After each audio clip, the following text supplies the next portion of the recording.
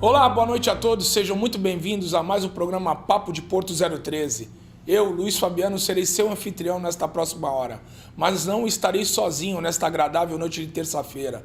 Estarei com um convidado para lá de especial, um amigo querido que conquistei na minha vida profissional.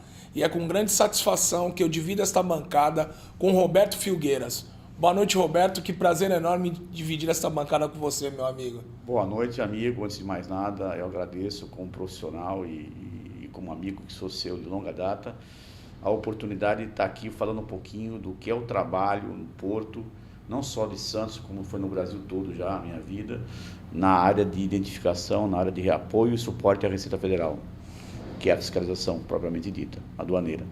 Tá bom? Legal. Muito obrigado mesmo. Que isso, cara. Fica à vontade. Tamo junto. Porra. Sempre. Eu que te agradeço aqui a presença aí. Imagina, é prazer. muito difícil casar as agendas, né, Roberto? Roberto, a gente sempre trabalha em temas desmistificando aqui, para quem nos acompanha no canal do Papo de Porto 013, que eu aproveito aqui para pedir aos nossos seguidores e a quem não segue o canal, que ative um sininho, coloque e se inscrevam no nosso canal Papo de Porto 013. Roberto, a gente fala muito da inspetoria, das questões de setores que tem para poder fazer a inspeção da importação, tanto de equipamentos, tanto de têxteis e de outros materiais. Hoje eu gostaria de saber quantas divisões tem na Receita Federal para poder fazer as determinadas perícias, né, as inspeções de peritagem de produtos no Porto de Santos. Promove a identificação de todos os difíceis e diferentes artefatos que existem, não só os prontos, como também os que vêm em granel, né? Então a Receita conta com um quadro de quase 200 profissionais distribuídos em várias áreas. Eu estou na Receita faz quase 25 para 30 anos, aqui de Santos, já certificado. Mas tive a oportunidade de trabalhar em outras receitas federais, outras aduanas, em outros estados, outras regiões fiscais, mas aqui, se não me engano, a gente tem mais de 20 diferentes setores ou áreas para se atuar: metalurgia, elétrica, eletrônica, civil, mecânica, química, muita coisa. Muita coisa para você se aprofundar, se você quiser. Então, eu, na verdade, conheço especificamente mais a minha, porque eu sou especializado nisso, mas tenho contato com outros amigos de outras áreas, trocamos figurinha, até porque estamos todos na mesma categoria como engenheiro e queremos fazer o melhor suporte, prestar o melhor suporte aos auditores fiscais que vão julgar os processos de importação, né? Tá, então e aí dentro da tua vida pregressa, né, você trabalhou na área têxtil, e aí eu queria que você desse uma breve pincelada aí sobre a sua vida pregressa na área têxtil, o seu conhecimento na tecelagem também. Então, eu quando estava aqui em Santos, terminando o colégio, eu resolvi fazer uma coisa diferente, pegar faculdades de nível um pouco mais interessante, talvez, com coisas diferentes a oferecer para a gente, e fui acabar indo parar lá na Faculdade de Engenharia Industrial de São Paulo, São Bernardo, na verdade, São Paulo, e onde eu fiquei 5 anos da minha vida, estudando. Lendo a faculdade, eu não sabia ainda o que eu queria. A gente vai descobrindo, como a gente é jovem, lá dentro as opções que existem.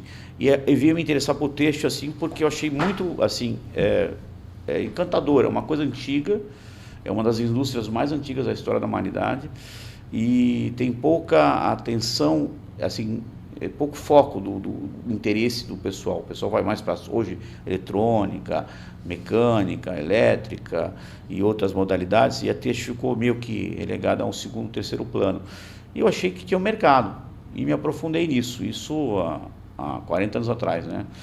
Quase. Então, eu aprendi muito, depois que eu saí, principalmente, trabalhando na venda de equipamentos. Naquela época o mercado era bem mais fechado do que é hoje.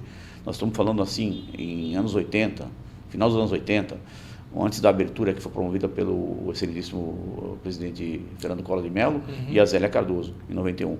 Até então o mercado era meio que se virava com o que tinha aqui dentro. Importação era uma coisa para gente muito grande, empresas muito grandes. De médio porte já era complicado. E com a abertura que houve em 91, aí, de repente, todo mundo poderia importar. É lógico que não foi de imediato que isso aconteceu. Houve uma crescente, as coisas foram sendo entendidas, mas potencializadas também com a internet, o sistema que nós temos, que é muito bom, o Siscomex, e aí se fez necessário fazer um controle mais eficiente, mais eficaz, até porque você não pode deixar de produzir num país da nossa magnitude, com essa grandeza que o país tem, coisas que aqui já eram produzidas e bem. Então nós somos referência mundial em vários segmentos do nicho têxtil, desde cama, mesa e banho, né, setor de jeans e outros mais. A gente sempre exportou, sempre foi uma referência bem vista lá fora, e a gente não podia correr risco de perder, sendo feito da forma como estava sendo feito pelos governos que ali estavam. Eles abriram, mas não fizeram um controle efetivamente bem feito, foi uma coisa meio que escancarada. Aí gradativamente o pessoal daqui começou a entender que isso poderia ser ruim socialmente, não só a arrecadação é importante, mas a questão social, porque você tem que imaginar que o têxtil, ele emprega mais de 1,5 milhão de pessoas diretamente, e indiretamente muito mais, 3 vezes mais do que isso. Então você não pode correr risco de perder isso num país dessa magnitude, desse tamanho que é o Brasil. Então a gente começou a assistir, nos anos 90, aquela coisa da abertura, descompromissada, era tudo possível, todo mundo começava a importar, mas e o que nós íamos ficar aqui no Brasil? O que ia sobrar de indústria? Nós não podemos correr risco de perder o que nós tínhamos construído. Alguns realmente se foram fechados, foram encerrados, foram perdidos, mas aí entrou o nosso trabalho. Nos idos de 98 foi o meu retorno para Santos, já tinha acumulado muita experiência, conhecido muita gente. A entidade maior do setor, que no caso era a BIT, através do seu presidente, fez um convênio com a Superintendência da Receita Federal e me convidou para vir voltar para Santos. Como o meu primeiro filho estava para nascer, e eu sempre quis voltar para Santos, apesar de ter passado 20 anos fora, aprendido bastante, eu abracei essa oportunidade. E aqui, a BID é o quê? A BIT, a Associação Brasileira da Indústria Têxtil. Da Indústria Têxtil. Na época o presidente era o Paulo Scaff, para você ter uma ideia. Depois ele foi para a Fiesp, né? Mas ele fez um grande trabalho aqui naquela época, promovendo com que a Receita Federal, a aduana, tivesse o suporte devido para poder combater e gerar um equilíbrio na importação predatória. O que seria importação predatória? É as coisas entrarem sem controle, como estavam entrando, sem um descritivo, sem um enquadramento correto, sem pagar os devidos impostos. Aí o contribuinte daqui, o industrial daqui, não tinha como competir com os asiáticos principalmente, né, com o mercado externo. Ele não tinha como sobreviver, como manter os empregos aqui, como manter a sua indústria. Então, ele que naquele ponto também não importava ainda. Hoje a maioria importa, né? Não só porque precisa dos insumos para poder fabricar o que eles fabricam, mas porque as coisas da importação foram ficando sistêmicas. O sistema foi evoluindo, os controles foram sendo implementados, eu de certa forma corroborei com algumas implementações aí técnicas, que o trabalho da Receita Federal é muito técnico, é muito interessante, e muita gente não conhece, às vezes taxa fiscalização como o pessoal que torce o nariz, fiscal é chato, incomoda. Não, é necessário. Se você se colocar um pouquinho na posição do lado de lá, onde tem todo esse povo para você, de certa forma, preservar e manter um equilíbrio, eles fazem um trabalho muito, muito interessante. Eu só fui entender quando eu vim para cá. Eu também escutava horrores, falavam coisas absurdas daqui de Santos. E eu contestava, porque na minha casa, meu avô tinha sido inspetor da alfândega e meu tio tinha sido fiscal. Uhum. Então, eu tinha um histórico da minha família, sem eu perceber, que era meio que uma vocação já, para abraçar essa causa portuária, né? Contribuir de alguma forma, preservando os empregos dos meus amigos de faculdade, dos meus amigos de profissão, aonde eles estivessem.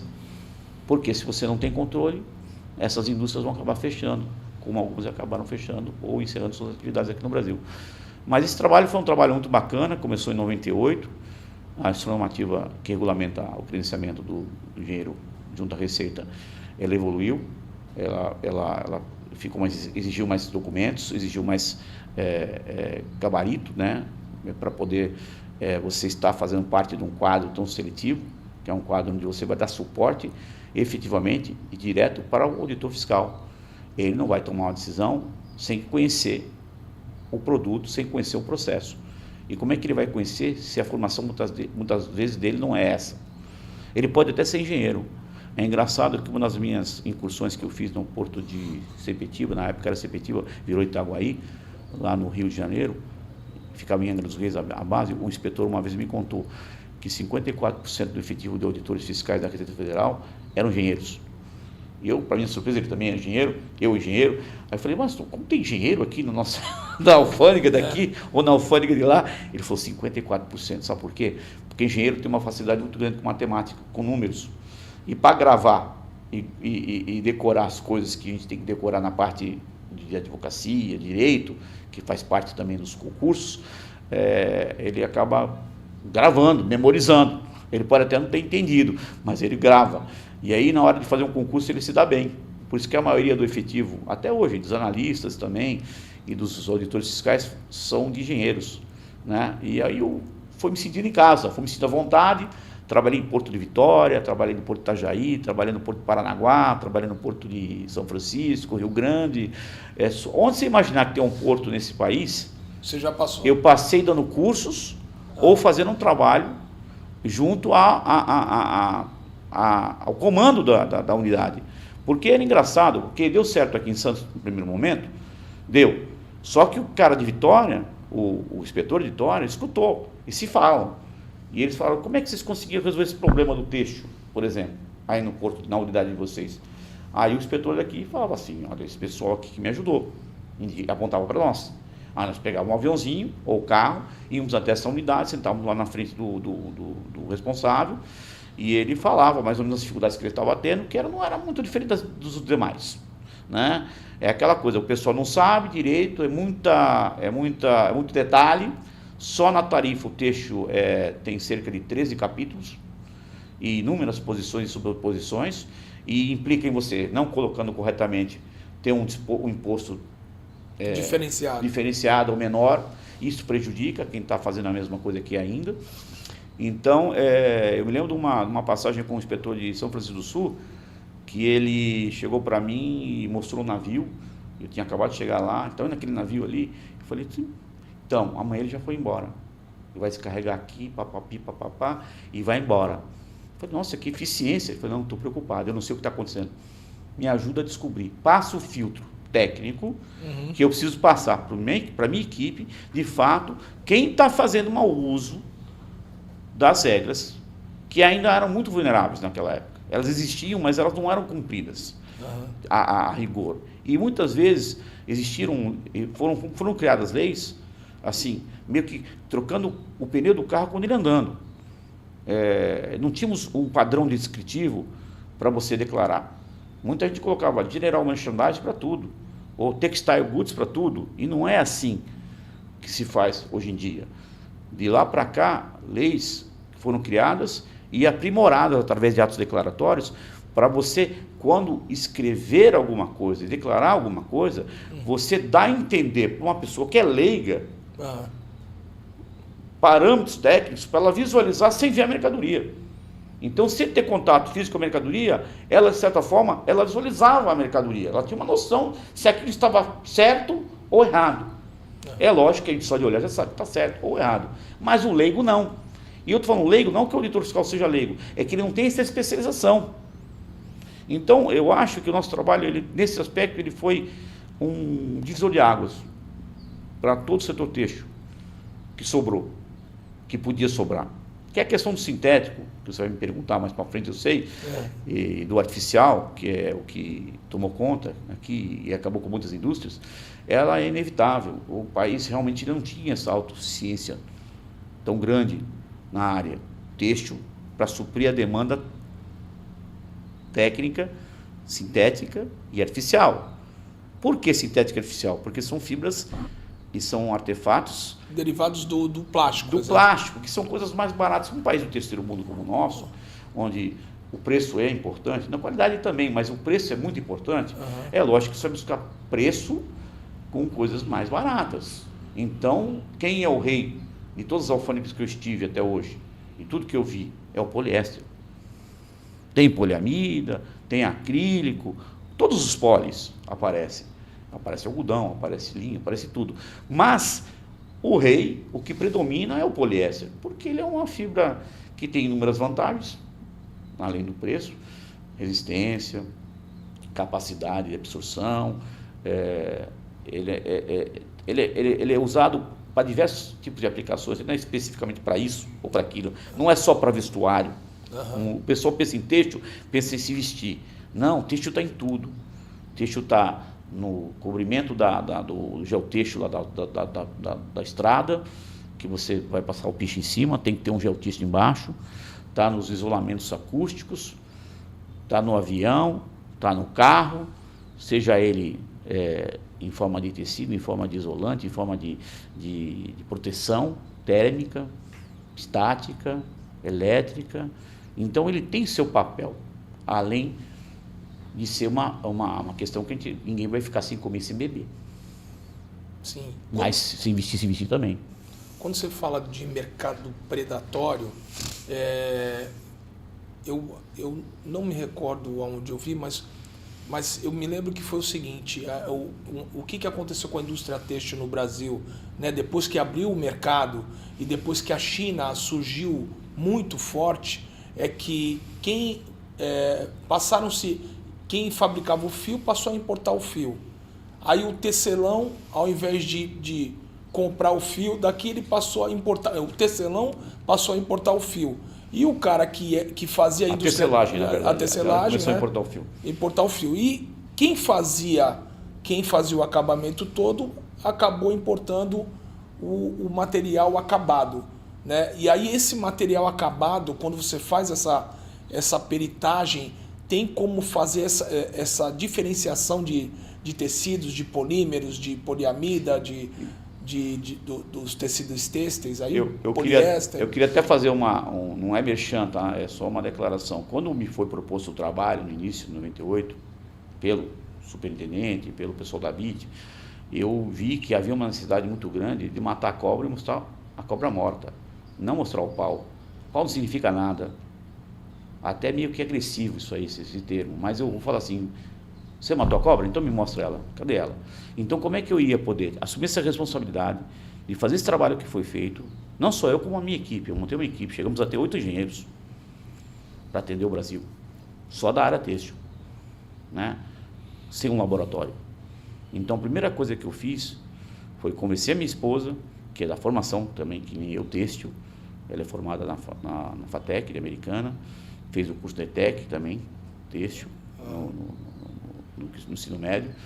E ela fala assim: poxa vida, você veio para Santos me acompanhar, minha parceirona, mas aqui em Santos tem muita coisa para ser feita, eu não vou conseguir fazer sozinho. Por que você não monta um laboratório? Primeiro, não temos capital, não temos como investir, não temos dinheiro, estamos no começo das nossas vidas. Eu falei: eu tenho amigos, eu tenho parceiros que têm interesse que a gente faça esse trabalho. Vamos procurar eles e falar: olha, o interesse desse trabalho ser bem feito é de todos, não é só meu, não é só dela, é de todo o setor. Nós estamos trabalhando em prol do setor. E naquela época, a maioria não importava ainda, estava pensando em importar. Foi em 98, aí em 99. Aí em 99 surge o DNE Laboratório Têxtil, que é uma empresa da minha esposa, né, focada só na identificação. Ou seja, ela não estava preocupada em ver a qualidade ainda. A qualidade não era relevante. O importante era saber se era poliéster, se não era poliéster, se era algodão, se tinha mistura, se era tecido assim, se era tecido assado, se estava batendo com as características informadas ou não, se estava faltando alguma informação que era relevante ou não.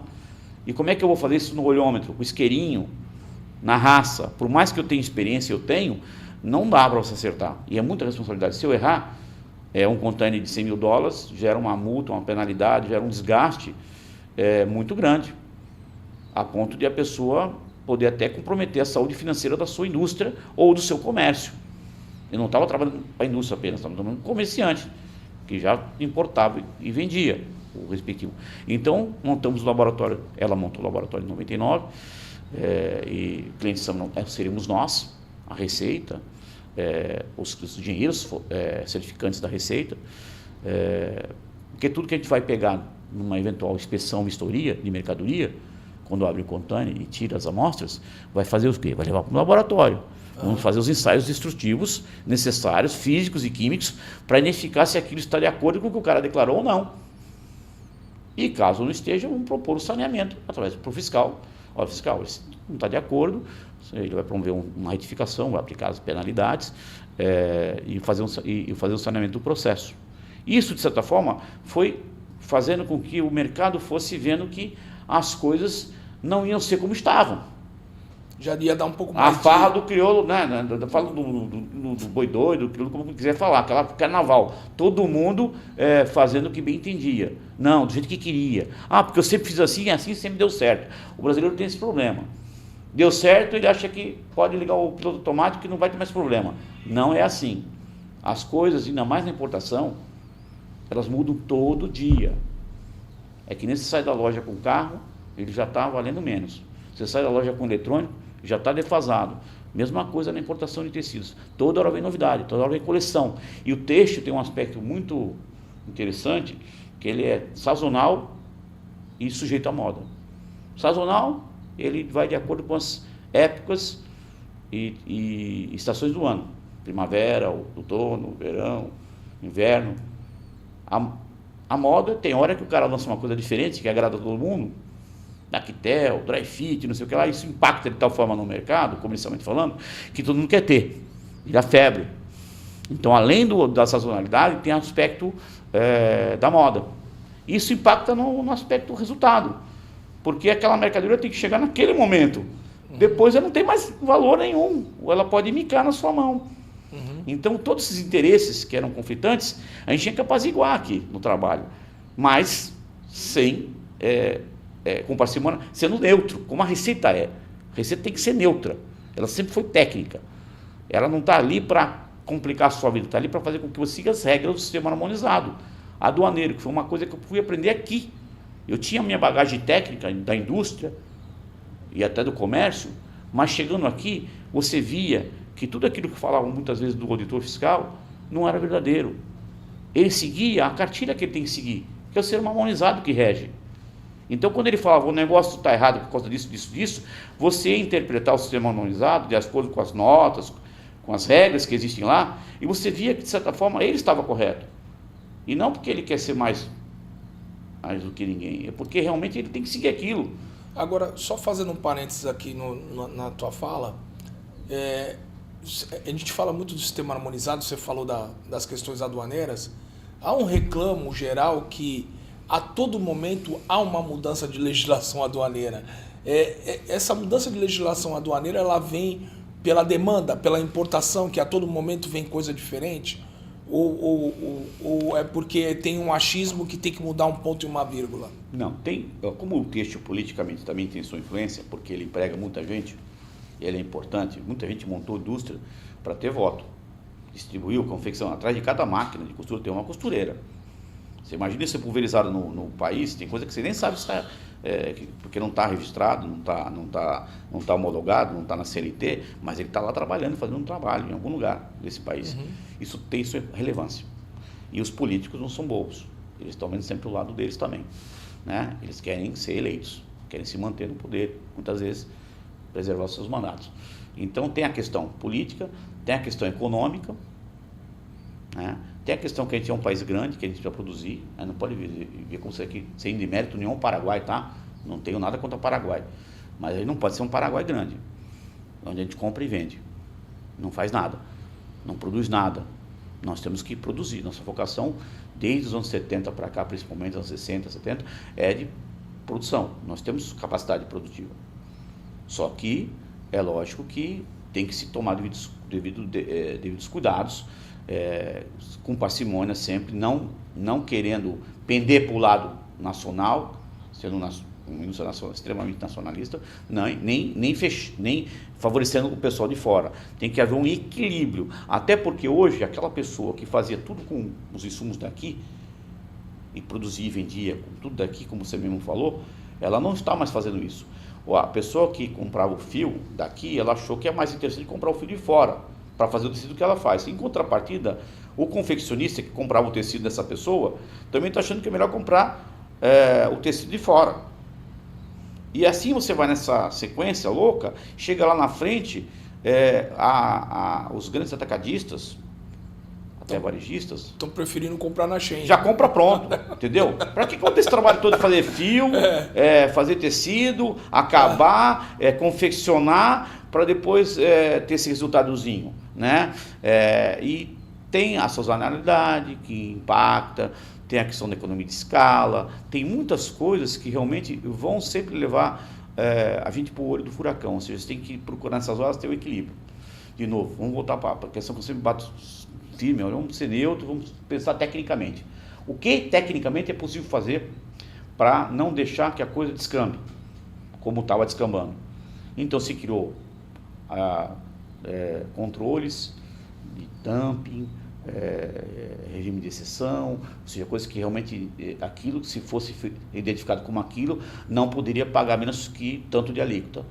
Para dar um gás para o cara daqui, não fazer como alguns fizeram também, não vou aqui defender o industrial brasileiro como se ele fosse a sua excelência, o suprassumo, não.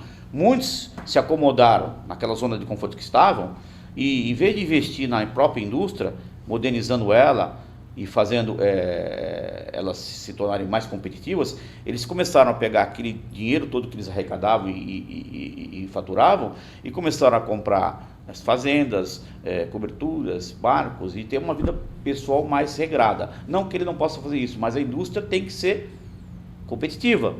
E se você deixar ela de lado, ela vai estar sujeita ao que aconteceu com muitas indústrias americanas, principalmente o polo americano sofreu muito. Por quê? Muitos teares lá e muitas fábricas viviam ainda de tear e lançadeira nos anos 90.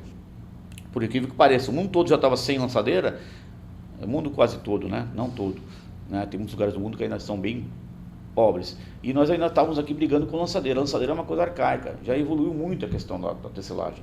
Ela tem vários sistemas de inserção de fio sem ser lançadeira. Né?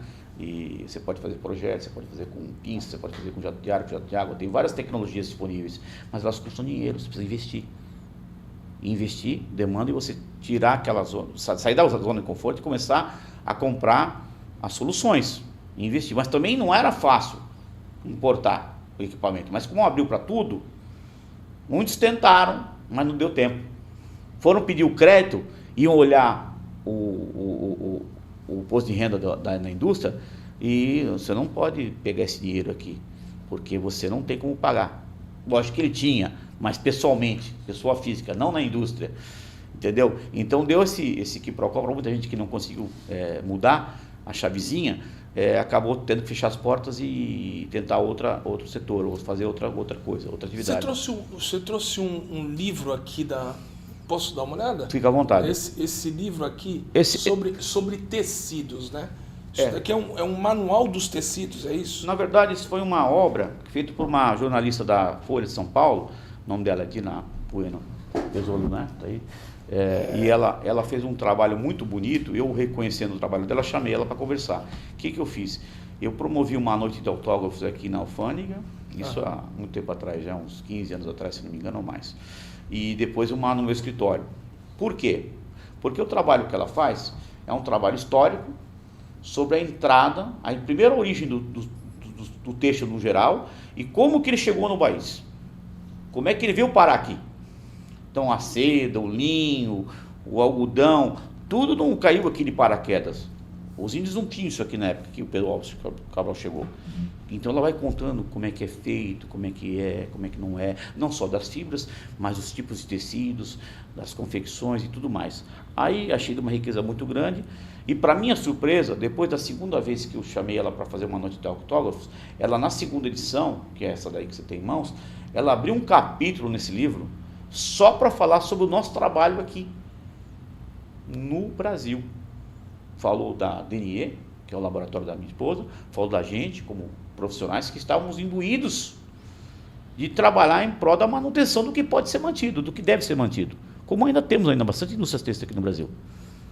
Eu estou falando de um país que você vai lá fora, muitas vezes viajar, e você vê toalhas da Santista, camisas da Hennig, Tudo isso aí existia, não é ficção científica, sempre foi uma qualidade, uma prerrogativa nossa. Nosso algodão é um algodão interessante, é o quarto do mundo em termos de qualidade, que se mede a qualidade pelo comprimento da fibra.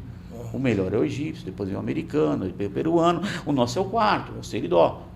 Né? Então o algodão é uma das coisas que até exportamos algodão. Estamos batendo recorde. Batendo recorde. Então, da mesma forma que eu falei do poliéster como se ele fosse um vilão, e eu não estou falando que ele é vilão, nós temos aqui uma riqueza muito grande na parte de decoração, cama, mesa e banho, denim, que é o jeans, e etiquetas, tapetes. A gente pode brigar, não deve nada para ninguém no mundo, só que tem que ter esse olho técnico, esse critério que a Receita instituiu e foi evoluindo. O sistema foi se tornando cada vez melhor. Depois que nós temos toda essa peregrinação Brasil, indo nessas alfândegas todas, fazendo curso, fazendo trabalho, atendendo aos grupos que lá tinham a dificuldade que tinham, eles hoje, através do sistema que ele, com a inteligência artificial, ele se alimenta, ele não erra mais. É impressionante isso. Então, hoje, eu estou trabalhando mais ou menos na exceção. O Brasil já foi, nesse aspecto, textilmente falando, graças a esse trabalho, da Receita principalmente, através da gente, foi mapeado, textilmente falando. Quando tem uma novidade ou outra, para a gente ver qual é a coisa que mudou, se mudou muito e o que isso pode implicar no mercado. Mas, se você olhar no âmbito preservação, do que tem que ser preservado, porque realmente nossa capacidade está aí, montada, tem muita gente trabalhando, muita fábrica fazendo tecido, fios ainda, e confecções, né, e fazendo o seu trabalho, cada um na sua. Muita gente hoje segue as regras.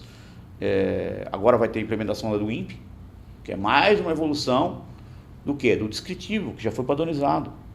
Antigamente você colocava textile goods, né?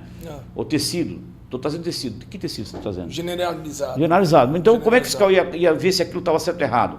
Ele tinha que fazer uma análise, mas não tinha quem fizesse, desculpe.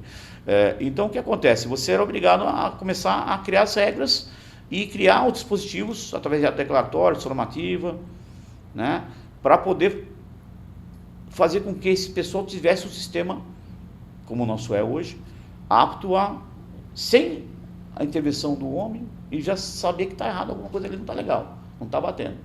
Então as informações estão sendo passadas, onde hoje, de tal forma, a Receita tem elementos, não só na aduaneira, não, tributos internos a gente vê isso, com cruzamento de informações entre as plataformas, de saber se aquilo está errado e quanto está errado aquilo. Ela chama a gente, às vezes, para ratificar e documentar uma apreensão. Porque, na verdade, ela já sabe que estava errado. Ela sabe que aquilo vai ser apreendido, né? Aquilo não vai para frente, não vai para o mercado. Até porque tem um aspecto também ruim disso que eu estava falando. Quando você não tem controle, não é só a coisa errada que entra até a coisa pirata. Entra, não o descaminho, entra a contrabando, que é aquela coisa proibida. Você não pode trazer uma coisa de marca sem licença, sem autorização, sem registro, sem critério, sem nada. Simplesmente porque você quis trazer. Você falou de contrabando e pirataria, né? E aqui, para quem nos acompanha aqui no Papo de Porto 013, né, a questão de pirataria, e quando vocês fazem aquelas inspeções em containers, como que é identificado? Você falou da exceção, né? Como que são identificadas nesse canal de parametrização, que é o aduaneiro, né? O canal verde, cinza e vermelho, e aí, através desses canais e do sistema harmonizado, é que vocês tiram uma pequena amostra para poder levar para o laboratório. Esse time, esse tempo de levar de ter essa amostra, ele é rápido, ele é célere? Então, já foi mais, e tende a ser mais, se não tiver o problema político que nós estamos tendo hoje com a greve dos auditores, que é uma coisa antiga, que não vem desse governo, vem lá de trás, de coisas que foram prometidas, equiparação com outros tipos de profissões, de categorias, que não foram cumpridas. Eu entendo o lado fiscal também, não acho que ele é o vilão, mais uma vez, ele está tentando lutar pelos interesses dele, atrás do seu sindicato, só que impacta diretamente no tempo de desembaraço e no tempo do processo como um todo. Como eu falei, a importação começa lá na Ásia, por exemplo, onde a pessoa vai comprar alguma coisa, aí ela tem um packlist e uma fatura, invoice. Aí isso vai ser entregue para o agente de carga. Vai ter um BL. Esse vai ser transportado. Vai chegar aqui no armazém, fanegado, e vai ter conhecimento, e eles vão aceitar a mercadoria, que a partir desse momento, eles não têm avaria, né? Eles vão começar a propor a nacionalização através do seu representante legal, que é o despachante muitas vezes. Né? Na maioria das vezes hoje, ainda futuramente, algumas podem ser feitas até pelo próprio pessoal, dependendo do valor.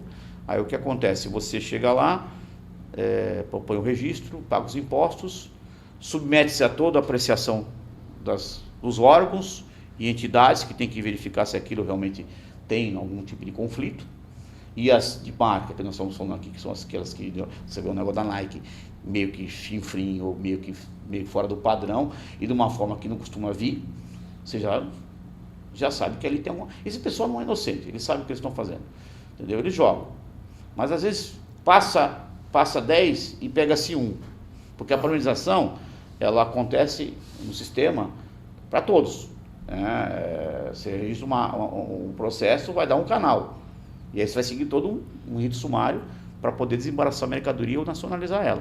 E entregar para o contribuinte, de fato. Então ela fica sendo contribuinte nesse período. Esse ato todo aí que eu falei, desde da saída de lá, quando ela foi marcada, até chegada aqui e entregue como nacionalizada, tem toda uma troca de responsabilidade, de interferência de agente de carga, de transporte, de engenheiro, de fiscal, de todo mundo ali mexendo para ver se aumenta tudo de acordo, o sistema realmente deu ok, você abalizou e realmente aquilo pode ser entregue sem comprometimento de ninguém. Então é lógico que se alguma coisa for identificada como pirata, porque se viu que vai se chamar o representante da marca no Brasil, geralmente eles têm um representante, toda marca tem, vai se comunicar, eles vão vir ver, vão atestar que aquilo realmente não é deles, porque não deve ser, né? A gente já percebe, mas o cara vem fazer o papel dele, e aí isso vai ser, depois que for vamos dizer, condenado, vai ser encaminhado para destruição. Tem coisas que você ainda consegue fazer um leilão ou até fazer um encaminhamento para de beneficentes, para ajudar as pessoas mais necessitadas, mas tem coisas que não. É muito deflagrado aquela marca, vai comprometer, até porque o cara tem um certo status, ou aquela marca, não sei, ele criou por conta disso e conquistou isso, o mérito dele, não só aqui no Brasil, em outros lugares do mundo. Quando você falou de pirataria, Roberto, me vem muito à mente o seguinte, o pós, né? Você falou de leilão, né? E aí vamos trabalhar com a questão da sustentabilidade das coisas, né? Porque você importa alguma coisa pirata, ela não tem um padrão de qualidade, de excelência que o Brasil exige, né? Ou que a própria marca, que é uma marca de peso no mercado, exige. E aí, você vai destruir isso? Qual o tipo de procedimento que você tem para destruição? E quando você faz essa doação, essa filantropia, né, em algum momento ela vai ecoar no meio ambiente físico, né? Porque a gente vai jogar fora ou até vai colocar para reciclar, mas geralmente vai parar no lixão, vai parar num aterro, enfim. Até que ponto é a responsabilidade e se vocês têm esses cursos voltados à questão de sustentabilidade quando há um problema dessa magnitude? Na verdade, quem tem são os auditores, né? Eles são esse pessoal dessas entidades, através das suas entidades, das suas marcas, que elas sim exigem o padrão. O Brasil respeita, né? E aceita e dá sequência nisso tudo, né? Mas ele vai sempre consultar o maior interessado, que é o dono da marca. E o dono da marca vai dar um destino junto com o pessoal da Receita do que ele acha que tem que ser feito aquilo. E aí você vai acabar só executando. Se ele achar que tem que destruir, vamos caminhar para a destruição. Se ele achar que isso pode vir a ser uma benfeitoria, será, mas tudo legalmente, tudo respaldado tecnicamente, não é porque eu achei que vai, não, vai chamar alguém como eu ou como algum outro colega, vai se pegar a mercadoria, vai se comparar, vai se mostrar que aquilo está fora do padrão, que aquilo não é real. O próprio dono da marca ajuda nisso, porque não pensa que eu sei tudo de tudo. Eu vou aprender como aprendi na minha vida toda, todo dia. Todo dia, como eu falei, eu queria ser diferente quando eu era mais jovem, hoje eu sou diferencial. Eu não sou diferente. Eu me tornei um diferencial. Então, eu me posiciono de acordo com algumas situações, não como se eu fosse resolver, mas que eu soubesse como podemos resolver juntos, fazer uma parceria. Você é o maior interessado, dono da marca, de que isso não vá para o mercado. Nós já fizemos o mais difícil, que é detectar a fraude e segurar ela aqui, para você se manifestar. Agora, vamos juntos decidir. E quem decide isso aí, geralmente, é o corpo de comando das unidades, cada um na sua região fiscal, cada um com o seu responsável e com sua equipe. A gente só é uma engrenagemzinha dessa máquina. Um engenheiro ou técnico certificante, que no caso sou eu não vou tomar essa decisão.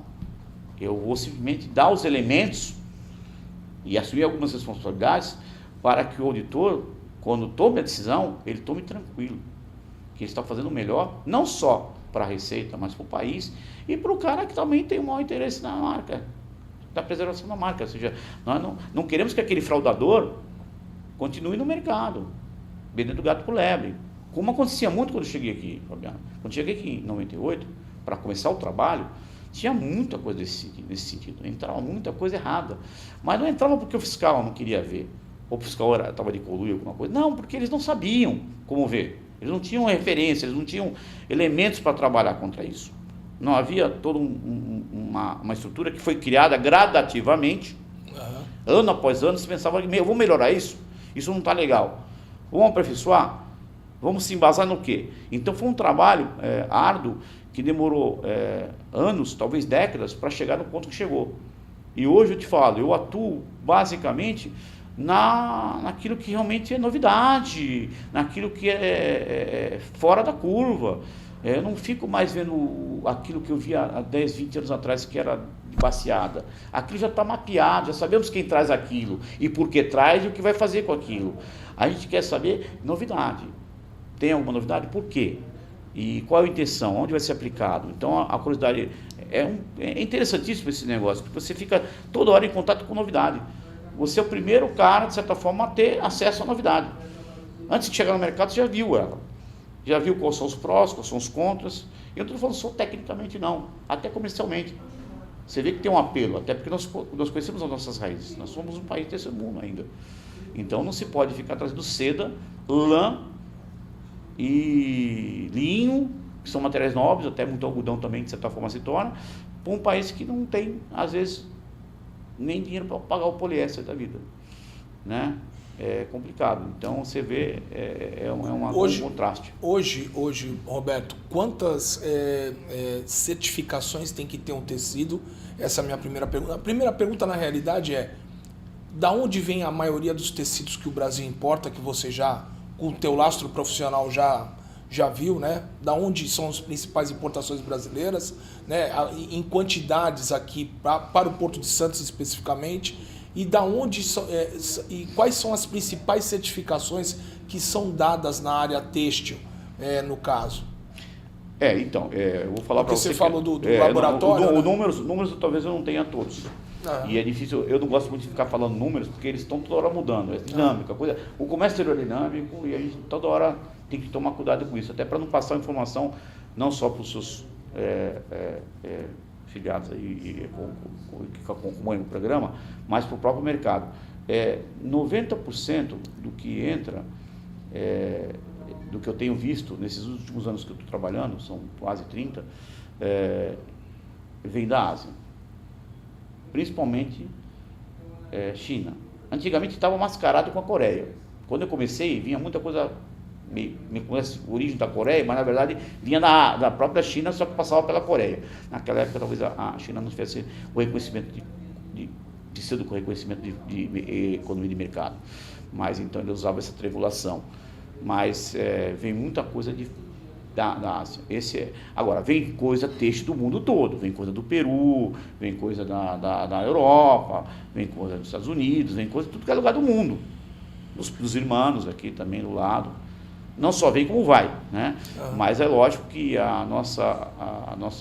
o foco e a concentração toda maior é nesses países da Ásia, principalmente a China, que hoje não está só fazendo sozinho, né? Então aí você coloca a Índia, você coloca a Vietnã, Camboja, e aí vai todo aquele pessoal que a gente, não vamos tirar o Japão, que não tem muita estrutura para isso, né?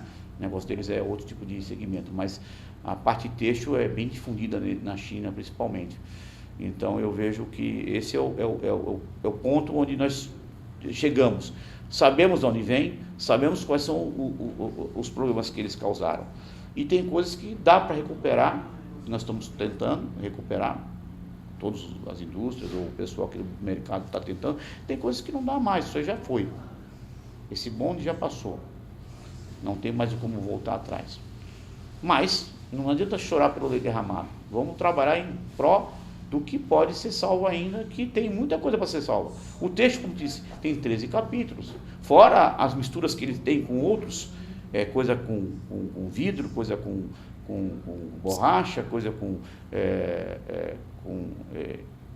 outras matérias-primas. Celulose, por enquanto, por exemplo, tem também. E aí você fala assim, tudo que eu estou falando é do texto? Não, o texto está misturado com outras coisas também, às vezes. Ele pode até não ser o principal, ele é um coadjuvante importante, mas ele está lá. Uhum. E muitas vezes a pessoa traz a operação, não traz o produto apenas, ele vai montar a operação aqui. Né? E com relação às certificações do têxtil, quantas certificações assim no mínimo? Então, no nosso trabalho, que era um trabalho de identificação, apenas isso, demorava-se às vezes 2, 3 dias para fazer uma verificação de determinado tipo de amostra. Então, o nosso trabalho não é demorado. Se o fiscal separou, nomeou um engenheiro e foi lá coletar a amostra, se ele entregar a amostra hoje no laboratório, no dia seguinte, mais tardar 2 dias, ele está recebendo o resultado. Era rápido, porque nossa intenção não é qualificar o produto, não é falar se ele é bom ou se é ruim. Isso não é nosso trabalho. A Receita não está ainda preocupada com isso. Ela está preocupada, principalmente, se aquilo estava certo ou estava errado. Isso nós fazemos com maestria, sem ter necessidade de ter certificação, ou algum tipo de ISO, alguma coisa dessa natureza. Porque, na verdade, é um trabalho pai e bola. Não é, dá certo, dá errado. Era um trabalho dinâmico, para atender não só o Santos. Começou em Santos, mas ele foi sendo pulverizado gradativamente, né, em várias unidades. Tanto é que se criou um convênio através do lado comercial, que é uma coisa muito interessante que eu gostaria de abordar com você, se tivermos tempo. O seguinte, eu criei um curso, chama-se Alfandeguês. Alfandeguês. Muito bem feito, a apostila muito bacana. O que significa isso aqui? Eu percebi, depois de ter trabalhado em firma suíça, firma alemã, firma italiana, ter viajado bastante no mundo e ter aprendido outros idiomas, de que a questão é a comunicação. Muitas vezes, essa interpretação de que sempre deu certo assim, sempre fiz assado, por que estamos criando problema? Porque você não estava seguindo as regras. Não existiam essas regras, agora tem as regras. E você tem que seguir as regras falando a mesma língua, que é a língua da alfândega. Não a língua do comércio. Como você chama isso lá no teu comércio, ou como você vai vender isso, não me interessa. Mas quando passa pela alfândega, tem que estar de acordo com a tarifa. Tem que estar de acordo com as notas. Tem que respeitar o regime aduaneiro. Esse é o trabalho da fiscalização. Por isso que muitas vezes eles são mal vistos e mal interpretados. Né? Tem exceção, mas falando de modo geral. Porque eles estão lá, não criando pelo em casca de ovo, eles estão lá vendo que realmente você trouxe do jeito que é mais fácil para você, do jeito que você vende. Mas ali não é um comércio, ali é um controle técnico. Tem que ter esse discernimento. E nós estamos fazendo esses trabalhos ser cada vez mais célere e mais sério, para poder a pessoa não achar que levou vantagem ou que está se locupletando de alguma situação. Entendeu? Recentemente, o CREA fez uma batida, né? Uma geral. Deu uma geral no Porto de Santos com relação a edificações, com relação a equipamentos. E aí eu gostaria de saber, quando é na tecelagem, quando é no têxtil, há também essa fiscalização, um apanhado geral para ver como é que está a situação de fabricantes, de importadores, enfim. Por parte de quem? Da alfândega? Por parte do CREA, no caso. Não, o CREA, vou falar para você, o CREA, eu sou filiado deles desde que eu me formei, e muitas vezes até tive dificuldade, não é uma crítica ao CREA, porque a modalidade de engenharia têxtil é uma modalidade que muitas vezes nem pessoa nem acha que existe. Eu cheguei aí em portos como Paranaguá e no Sul, onde o pessoal duvidava que eu fosse engenheiro têxtil. Na verdade, eu sou engenheiro mecânico têxtil. Sou engenheiro mecânico, ênfase têxtil. né? Então, e não só mexo com bem de consumo, mas bem de capital também. Ou seja, eu não só entendo da parte do que a máquina faz, mas da própria máquina que fez, entendeu? Tanto é que quando entra máquinas aqui ou fábricas máquinas para fazer uma fábrica de tecido ou de fios, quem tem que ver isso aí é um engenheiro têxtil, né?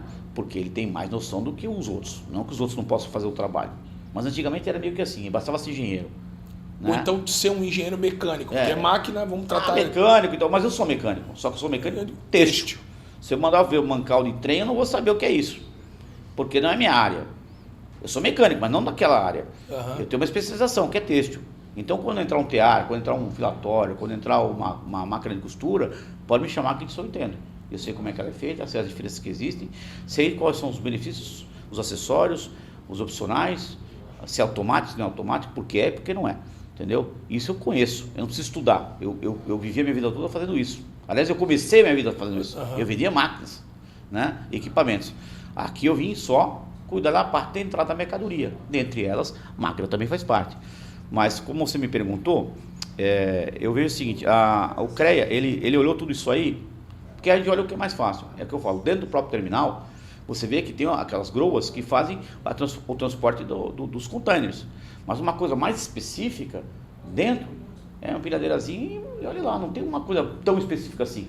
Tanto é que muitas vezes eu me recuso a fazer um trabalho aqui no terminal, porque eu posso comprometer uma máquina. Porque eles têm um negócio para coisa mais pesada, mais grotesca. E a máquina às vezes é delicada demais. Você tirar ela do container, você está correndo um risco. Para colocar de volta é complicado. Vai quebrar isso aí. Isso custou caro, o cara nem pagou ainda. Então eu até recomendo a entrega antecipada junto à fiscalização para ir na fábrica do cara, do contribuinte, e verificar se aquilo é aquilo mesmo. Tá, não é aí que vai direto na fábrica. Já fui várias vezes.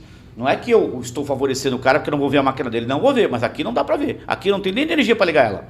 Lá na fábrica você vai montar, a gente vai dar uma olhada e vai ver se realmente está fazendo aquilo que tem que fazer.